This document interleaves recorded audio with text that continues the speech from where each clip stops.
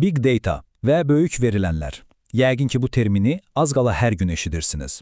Yaxşı, bəs bu əslində nə deməkdir? Həyatımıza necə təsir edir? Gəlin, elə bugün bu məsələyə birlikdə tam aydınlıq gətirək. Deməli, bugün biz nə edəcəyik?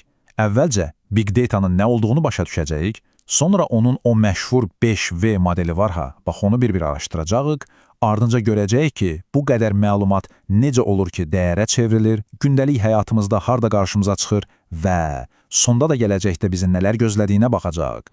Gəlin bir saniyə dayanıb düşünək. Səhər sosial şəbəkədə etdiyiniz o paylaşım, onlayn sifariş etdiyiniz nahar, axşam baxdığınız film, bütün bu etdiklərimiz, bu rəqəmsal izlər, yəni o verilənlər sizcə hara gedir?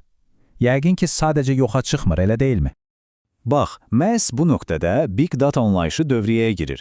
Bu, o qədər böyük, o qədər sürətlə yaranan və o qədər müxtəlifdir ki, bizim bildiyimiz standart proqramlar sadəcə olaraq onu emal etməyə aciz qalır. Yəni, ən sadə dildə desək, 3 əsas şeyi yadda saxlamalıyıq. Həcm, sürət və müxtəliflik. Həddindən artıq böyükdür, inanılmaz sürətlə yaranır və hər cür formatda olur. Yaxşı, gəlin indi biraz daha dərinə gedək. Bu işin sənaye standartı sayılan 5V modelinə baxaq. İnanın mənə, bu hər şeyi yerinə oturdacaq. Deməli, birinci V-miz, volume, yəni həcm. Və burada dostlar, söhbət sadəcə böyük verilənlərdən getmir, yox. Söhbət ağla sığmaz, astronomik miqyaslardan gedir. Təsəvvür edin, biz artıq gigabaytlarla falan yox, terabaytlar, petabaytlar, hətta egzabaytlarla ölçülən məlumat okeanlarından danışırıq. Məsələn, sizcə YouTube-a hər dəqiqə nə qədər video yüklənir? Tam 500 saatdan çox. Bax, həcm budur.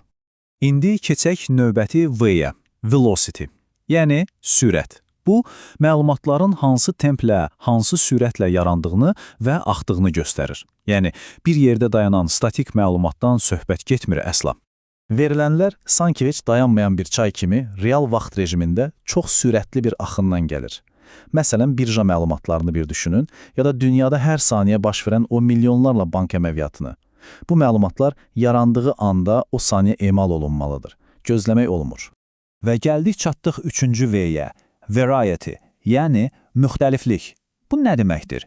Bu o deməkdir ki, verilənlər artıq o köhnə, səliqəli cədvəllərdəki rəqəmlərdən ibarət deyil. Artıq hər şey var. Sizin sosial şəbəkədə yazdığınız bir status, dostunuza göndərdiyiniz o səsli mesaj, bəyəndiyiniz şəkillər, baxdığınız videolar, bax bütün bu fərqli formatlar, səliqəli cədvəllərdən tutmuş, tamamilə dağınıq, qarışıq mətnlərə qədər hamısı, amma hamısı Big Data-nın bir parçasıdır. Və dördüncü, bəlkə də ən kritik V-lərdən biri, veracity, yəni dəqiqlik. Çünki bilirsiniz, bu qədər çox məlumatın olması, onun həm də keyfiyyətli olması demək deyil axı. Bu nəhəng məlumat okeanının içində səhvlər ola bilər, natamam məlumatlar ola bilər, hətta bilərəkdən yanlış yönləndirilən informasiya, yəni belə deyək, səsküy ola bilər. Veracity məhz bu sualı soruşur. Bu məlumat nə qədər etibarlıdır, nə qədər təmizdir? Axı hamımız bilirik, zibil məlumatdan yalnız və yalnız zibil nəticə çıxarmaq olar, elə deyilmi? Və nəhayət, hamısını bir-birinə bağlayan sonuncu, 5-ci V, value, yəni dəyər. Əslində, bütün söhbətin canı, məğzi elə budur. Çünki düşünün, nəhəng həcmdə, sürətli, müxtəlif və hətta dəqiq məlumat toplamağın öz-özlüyündə heç bir mənası yoxdur. Əsas məsələ nədir? Bütün bu xammalı götürüb onu faydalı bir şeyə çevirmək. Məsələn, daha yaxşı bir biznes qərarına, bir xəstəlik üçün erkən diaqnoza, ya da sadəcə sizə uyğun olan növbədə mahnı tövsiyəsinə. Unutmayın, məlumat dəyərə çevrilməyincə sadəcə rəqəmsal səsküydür. Yaxşı. Deyək ki, bu 5V-ni başa düşdük. Bəs o məlumat okeanından o dəyəri necə çıxarırıq? Praktikada bu necə baş verir? Hansı alətlərdən istifadə olunur?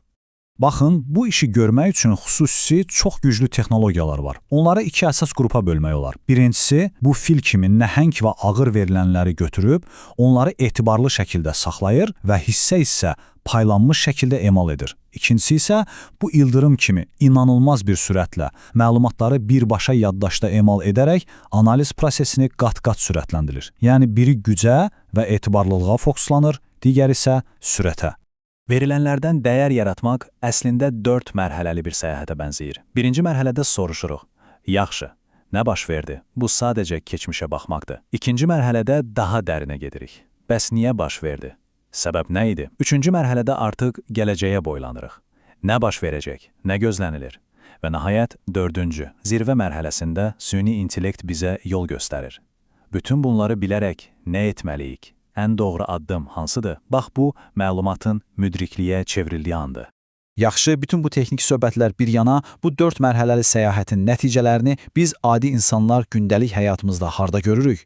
Gəlin ən konkret, ən real nümunələrə keçək. Əslində cavab çox sadədir. Hər yerdə. O onlayn mağazalar var ha, sanki fikirlərinizi oxuyub sizə məhsul tövsiyə edir və ya bankınız şübhəli bir əməliyyatı saniyələr içində bloklayır. Naviqasiya proqramı sizi tıxacdan xilas edir. Hətta səhiyyədə rentgen şəkillərini analiz edərək xəstəlikləri insan gözündən daha tez aşkarlayır. Bəli, bax bunların hamısının, amma hamısının arxasında Big Data-nın gücü dayanır. Əlbəttə, hər gücün bir də məsuliyyəti var. Yəni, bir tərəfdə daha dəqiq qərarlar, biznes optimallaşdırılması, müştəri məmnuniyyəti kimi inanılmaz üstünlüklər var. Amma medalın digər üzündə məxfilik, təhlükəsizlik kimi çox ciddi suallar dayanır. Üstəlik, bu nəhəng sistemləri qurmaq və idarə etmək həm çox bahalıdır, həm də bu işi bacaran mütəxəssislər demək olar ki, qızıldan qiymətlidir. Beləliklə, gəlib çatırıq yekuna. Yaxşı, Big Data-nın növbəti dayanacağı haradır və niyə bir çoxları onu gələcəyin yanacağı adlandırır? Cavab, onun başqa bir nəhəng texnologiya ilə qırılmaz əlaqəsində gizlidir.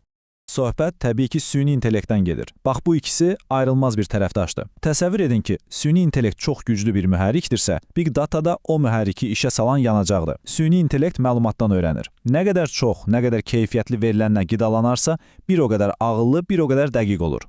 Deməli, gördüyümüz kimi, hər gün fərqində olmadan yaratdığımız o görünməz rəqəmsal izlər əslində gələcəyi formalaşdıran xammalın ta özüdür.